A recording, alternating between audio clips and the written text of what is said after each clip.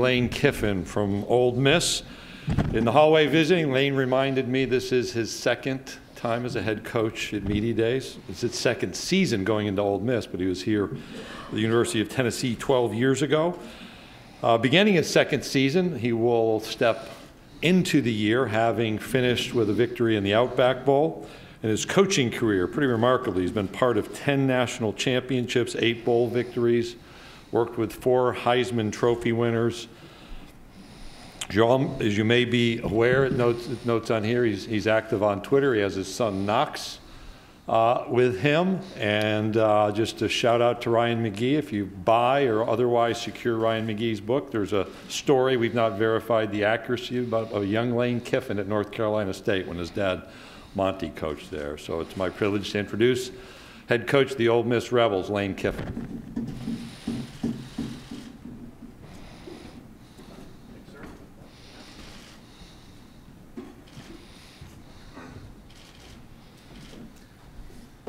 Hey guys, good to be here. Commissioner actually reminded me when he saw Knox, I went up and said hi to Knox.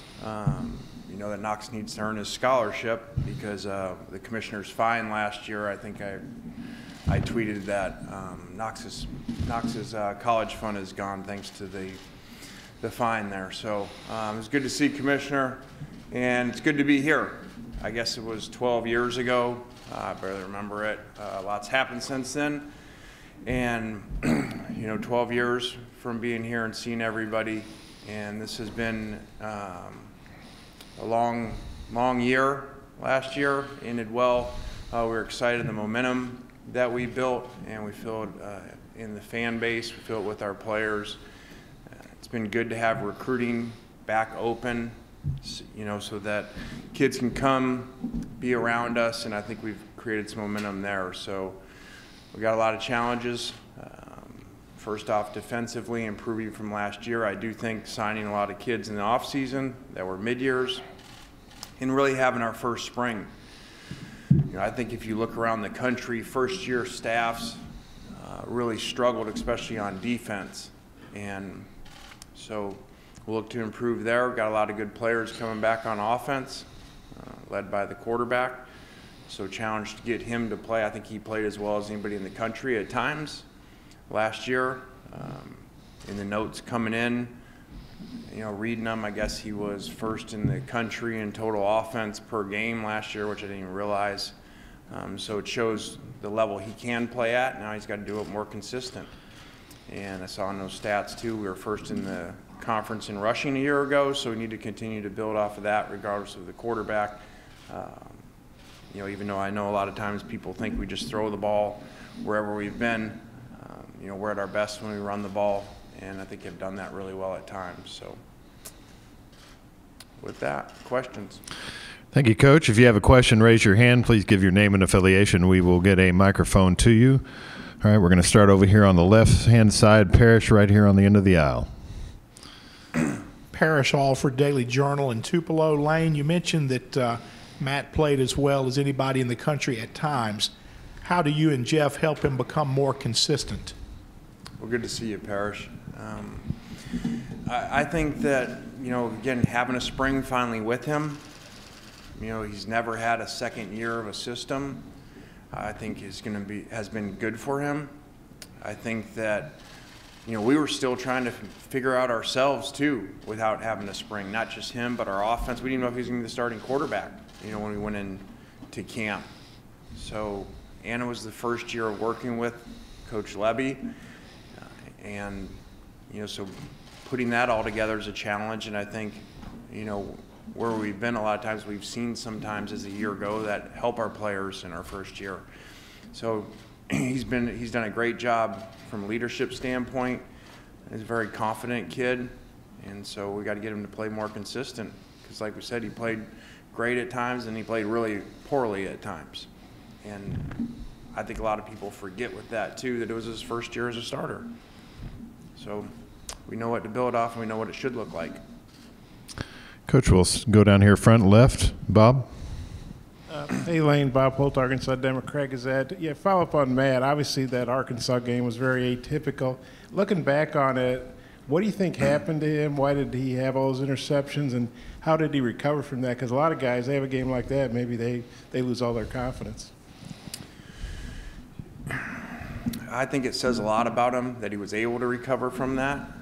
You know, I get asked all the time about, you know, why didn't we pull him? And I've just always believed that you know, you're really slow to do that because you get into pulling the quarterbacks and back and forth and their confidence is lost, and it's not like another position. You know, when you're the leader of it and you got to take the ball every single snap, you know, if your confidence is rattled and, you know, floating different guys in there. So I'm glad we stayed with him. He learned a lot from it, and, you know, that's sometimes you got to have obstacles. I've referenced obstacles away. That's as good as it gets right there. You know, throw the ball to the other team 6 times. You know, that's a pretty big obstacle. And so he learned a lot from that. And that was coming off an Alabama game 7 days before of playing extremely well. So it's a lesson for all of our players. You know, you got to go back to work and be humble. Coach, we're going to go back here. It's bright light right over on the far right along the wall. Blake Totmeyer, USA Today Network. Lane, another quarterback question for you. At this event 12 years ago, you brought your All-SEC ballot to prove you voted for Tim Tebow as preseason All-SEC quarterback. I was curious, who would be your pick this year for preseason All-SEC quarterback?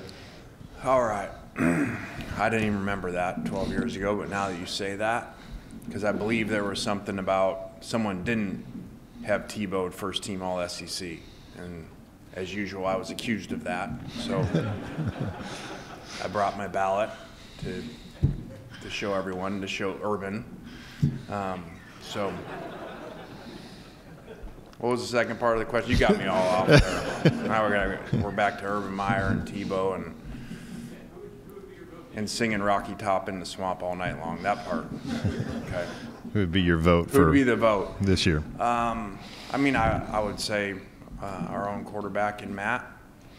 Statistically played as well as anybody in the country, and I guess, and like I said in the stats, reading them in my notes from our SID, only four quarterbacks ever have led, SEC quarterbacks have led the country in yards per game. So to me, that just shows how good he can be if he's consistent. Coach, we're going to go right here in the center. Yeah, Lane, Tony Sakalas, Bama Insider. After last year's game against Alabama, how close do you feel like your team is to beating them, and what would that mean to be the first assistant to beat Nick Saban if it so happened? Well, I don't look at it at all about being the first assistant or, you know, whatever that stat is.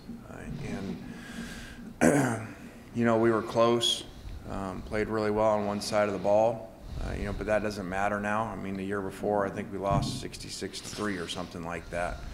So every year is different. Every year has new challenges. I said at some interview on the way in here, you know, the discussion was about Alabama and Coach Saban and, you know, the parity in college football. And I said he's done it different than anybody's ever done it and better than anybody's ever done it. And no disrespect to the coaches back before. There's not supposed to be parity, you know, with 85 scholarships and 25 a year. You know, my dad tells me the stories of coming in and having 75 freshmen, you know, in his class coming in. So, you know, to do what he's doing nowadays, and every year, you know, you guys say something that upsets him and gives him rat poison and makes him mad, and then we have to deal with that. So I don't know what the storyline is this year. It'd be something that you did about losing too many staff guys or the quarterback or whatever, but he just finds a way. And it starts with recruiting. You know, he just does such a phenomenal job of recruiting. And so when you got the best players, you know, and you got to go against them, that's enough challenge, let alone before you even get into how great he is as a coach. Coach, we're going to go over here to our left. Michael Katz, Daily Journal. You brought up Twitter. I'm just kind of curious, how did you kind of come to embrace social media, and do you genuinely enjoy the banter and all that kind of stuff? Yeah, Twitter was not a plan like a long time ago. It really started, I didn't know anything about it. It started a long time ago for recruiting, and then there was a time there where there was a rule which didn't make any sense that you could not text the kids or the parents, but you could direct message them on Twitter. So that's really how we had to learn to use Twitter, or we were going to fall behind, even as an assistant coach at Alabama. So it just kind of took off from there. I do enjoy the fan part. I think it's comical, when I jump on there and read things and how people react to things or the rumors that people write. And so it just gives people a platform to say and do whatever they want. And I guess sometimes I do that too. So allows me to kind of be a normal person on there. So I do enjoy it, just seeing it and seeing the interaction, especially in the SEC and the fans. And I'll point out something even to Knox, like on the plane or something, and say, okay, here's this tweet, okay, and it only has 20 retweets, and it'll be something serious. And then here's something that isn't serious at all, but has to do with the SEC, and here's hundreds and hundreds of retweets. So there's a lot of passion here in this conference and the fan base, so I enjoy it. Coach, we'll go over to the right side on the near aisle. Hey, Lane, Adam with Kentucky Sports Radio. You talked last year about analytics and using the book, when to go for it on fourth down, 7 is greater than 3. How much do you think that gives you an advantage over the competition? And as you progress in your career, are you leaning more into that? Well, I know that sounds like he just said 7's more greater than 3, and that's pretty basic, but that is a big part about analytics that for whatever reason for years as coaches, like that didn't hit us, because I think it was just the feeling of, oh, I kick a field goal, or I attempt, it's not even I'm going to make it, I'm going to attempt a field goal. So then it's like, as a coach, I did everything I'm supposed to do, we got the ball close enough. And when you dive into the analytics, it obviously teaches you to play different. I think somebody said we were, most fourth down attempts or something in the country. I know at FAU one year we were. And that's not, I think some people used to do that, just gunslinger mentality, like, I'm just going to go for it no matter what. That is not that. That is all calculated. It's not easy to follow. And I think that's why a lot of coaches struggle, because it goes against how you were trained to coach and how you're trained to make decisions, especially when you watch the NFL, which until as of late, everybody just kicked. And so it is hard to follow at times. I'd like to think that, we follow it really well, which is why we end up being so aggressive. And then remember, the analytics, my book's not the same as your book and your book. It's different based off of our offense, our defense, and our kicker. So if your kicker's doing well, that changes. If your kicker, is struggling that season, that changes your book. Your book changes every week. And then there is something there's going to be some times where, to me, the book doesn't understand the feel of the game at that point. The book doesn't understand, maybe it's 58%, you should go for 2 right here. But it doesn't understand the momentum and where the crowd's at with that and how hard you work to get back to that point, and so you may kick the extra point. And it doesn't understand exactly how you feel about your game plan either. You may feel really good in certain games in short yardage situations or goal line situations. And even though the stats say one way, you do different because of your feeling. But I do think not everybody, I do think a lot of people are catching up to it. So I don't, if you think it's an advantage like you referenced, I think it was. And I think people now, because it's more public and more people are doing it, are catching up with it. Coach, we'll stay in the center section, about 5 rows back, straight ahead of us. Coach, Theo DeRosa with the Commercial Dispatch in Columbus, Mississippi. You've got a couple of young players from our area in Eli Acker and Luke Altmaier. How do you feel like they're progressing so far? Eli had a good spring, moved him around at guard and tackle. Very athletic player for us. Luke just getting there for the spring, which is hard at any position to come in as a mid-year player, but especially quarterback, and have to lead your group. I think did a really good job and has a bright future. Okay, we're going to go over here to the left-hand side. Jake Thompson with the Oxford Eagle, losing Jaquez to Kentucky. How has that kind of changed your approach to the defense entering fall camp? And I guess did that kind of put an emphasis on getting all those midseason enrollees and having that spring now under their belt? Yeah, it's just the world we live in, that, free agency just happens.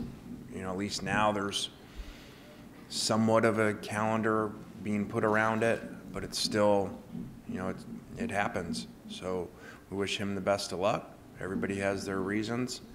And, fans, and I don't know if media does too, they all want to get mad at the kids, or assistant coaches. How can this kid leave? And then I look at assistant coach and say, you're the same guy that's going to leave when you get a different deal somewhere else. So, I wish him the best of luck.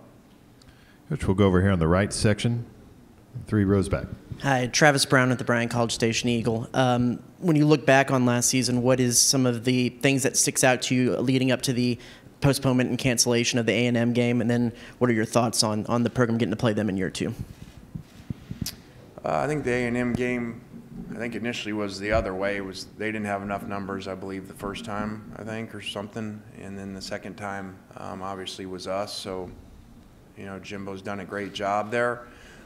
Elite coach, recruiter, and elite program. So, it'll be challenging whenever we play them, and we'll look forward to it. We're going to go in the center section about halfway back, straight ahead of us. Hello, Coach. How you doing today? Great. Jeriah Hamilton, the Tuscaloosa News. This year you got a Week 4 matchup at Alabama. Last year, 111 combined points. Did you last year and do you this year have any tricks reserved in the bag offensively for Alabama? Well, we use about all of them. That 111 points is a lot between the two teams. So, obviously, that was a big game. Coaches say every game's the same. When you have an elite program you're playing against that you play every year that's in your division, it just means more. So, we had a chance. They did a great job. Sark did a great job on offense. It's kind of exhausting afterwards, even as coaches, let alone being the players. So, that'll be a big challenge going there. And like I said before, I don't know that anyone's ever done it as well as coaches now doing it for an extended amount of time, especially with scholarships as they are. And kids just keep going there. So they do a great job, and keeps losing coaches and keeps replacing them. Coach, we'll go in the center section, along the left-hand aisle. Lane, John Sokoloff with WCBI-TV in Columbus, Mississippi. How are you kind of expecting Dontario to take a step forward this year, and how big of a role is he going to play in your offense? I think that, we can use him inside and outside, and made plays for us last year, very strong hands. Can play special teams. I think he'll be an elite special teams player at the next level. Unique ability to do that and strength. So, that's going to be a challenge for us with these receivers, who's playing where, moving them around. We have Plumlee in the mix to figure out what we're doing with him exactly, and that could be a number of things. Which we'll go here in the center section along the right-hand side here, about 3 rows back. Lane, Mike Rodak with AL.com. Today, Nick Saban said that his quarterback has earned almost $1 million so far in NIL deals. Jeez. How have you seen that play out with recruiting and the potential for other schools, brands to earn players some money? That number just blew me away, so you didn't prepare me for that. That's amazing. You made $1 million and hadn't started a game yet? Wow. I don't even know what to respond to that, but great for him. It is neat that players can make money now and profit, off of their hard work and what basically everybody else in America gets to do. So, I'm excited about it. I think it's very challenging trying to figure out how these things happen and what's legal and what's not and all that. So I was asked earlier about it. I said, I'm excited for it. I wouldn't want to be compliance departments, but $1 million. Ooh. Coach, we'll stay in the center section right in front of us, midway back. Elaine, Brooks Cabina from The Advocate. You're talking about point totals. The LSU game, 101 points. I mean, with the surge of successful offenses in the SEC, do you find that it's harder to find an advantage in a game, a leg up, and how do you approach that? Well, I think part of that's analytics and just understanding how games are going. And again, you know, when you follow it, and then if you have a team, you know, like we were, where we were a lot better on offense and defense a year ago, you know, you got to be really aggressive, and you're aggressive in your game plans. And, you know, that's not just fourth downs, that may be fakes, tricks, and, you know, taking more shots down the field, at times playing more aggressive on defense, knowing, hey, there's a good chance they're scoring, so let's actually play more aggressive, you know, to try to create a turnover versus let them move down the field. So, you know, it's not something you want to have. You know, you obviously want to play really well on offense and play well on defense, that you don't have to think that way. And that's what we're working to do. We'll stay in the center section along the aisle here, about halfway back. Hey, Lane, Matt St. Jean, WTVA in Tupelo. During the offseason, you accepted a challenge from Dabo Sweeney to play him in one-on-one. I was wondering if a date was set and what your strategy would be going against Dabo in one-on-one, ones and twos to 21. I think our basketball coach said that. I don't know that I exactly accepted it. I don't know. I've seen video of Dabo. You know, he does shoot the ball well, very quick. He did FaceTime me, actually, from Boca Grande, actually, a couple weeks ago, because he heard I was coming down there when he was down there, where he and Coach Saban stay. But he was golfing, not playing basketball, with his son and the Raiders receiver. So we actually didn't talk about basketball. But I'm trying, man. I'm trying to lose some weight, so I got a chance against him. All right, we'll go center section over on the right-hand side. Coach, Drew DeArmond, WZZN Radio in Huntsville, Alabama. I know we could tell you were frustrated last year defensively with the lack of being able to get stops in the offseason, now that you guys have had a spring. But take us kind of inside the staff room with you and DJ Durkin and Chris Partridge. What was the game plan to try to get better defensively so you guys can take a step up in the Western Division? Well, I think we just, you know, we struggled in all areas on defense last year. Now, on a good thing, we did play well in the bowl game, so, you know, that's how we ended the year, and hopefully we take off from there. But it was just challenging, whether it was injuries or different guys, you know, trying to learn a system and 3-4 and 4-3 and all things. But also, you know, you're playing all SEC games, so you don't have any non-conference games. You know, one helps statistically sometimes, but also to see early on in the year, you know, how guys play and being able to play your backups, hopefully, in a game like that. And we didn't have that. And then now you're playing SEC offenses every week, and it's also a year of some great offenses, you know, really elite players. So it was very challenging. Okay, we'll go center section, third row first. Go ahead. Yeah, Coach Olin Buchanan with TexAgs.com. It's my understanding that Jerrion Ealy has, I think, shoulder surgery. How's he coming back from that, and what's his status? I'm still blown away on this Bryce Young. Like, the guy's made $1 million already. That's good, man. He don't need to play next year against us. Then, I mean, it's mind blowing. Well, Ealy's fine. He's been working out with the team, and we're excited to have a fall with him where, you know, now that we know more about him, having a season, that we could maybe move him around and do some different things. We have three in the queue. We'll start in the middle section, right in the middle. Stand up.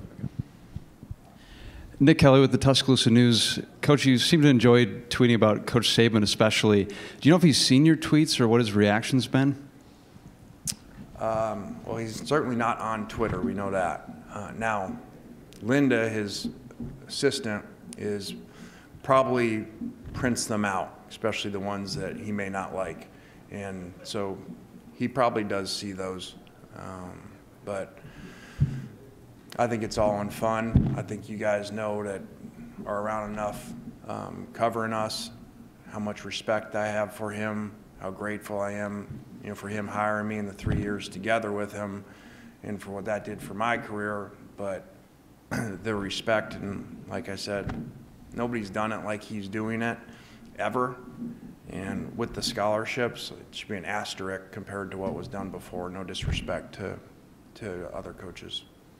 We've got time for 2 more. We're going to start here on the right-hand side of the center aisle. Connor O'Gara, Saturday Down South. Lane, you said you're trying to lose some weight besides not maybe indulging in so much Mississippi food. I know you tweeted about that. What else have you done, and what have been the results so far?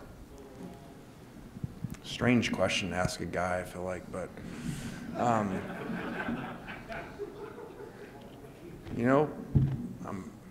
you're being negative about Mississippi food. I'm gonna be positive. It's a Mississippi diet. So I came to Mississippi, I embraced the food, and just not a lot of it, and have some portion control. So that's not really what the diet was, but I'm gonna be positive about the food in Mississippi.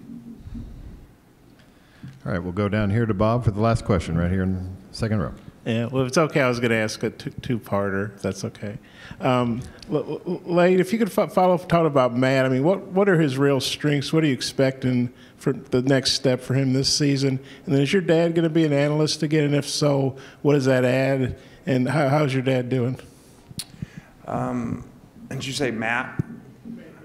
Yeah. We expect Matt to play better, be more consistent, limit turnovers, take care of the ball better. My dad's doing well. Thanks for asking. He just had a press conference, I think last week, going into the Bucs Ring of Honor, which is an awesome thing. And just watching that press conference, seeing the old clips of him coaching at Tampa and how the players, Derek Brooks, Rondé Barber, Sapp, how Lynch, how they talk about him. It's just really neat. I texted him after that, just make sure that he knew how much I respect him and appreciate him and love him, and how unique that is. He changed people's lives, by how he coached them and how he cared about them. So it's awesome to have him around. He's, I think, 81, and he's still there, first one in the office every day. Pretty cool example for young coaches. Coach Kiffin, thank you for your time today. All right, guys, thank you.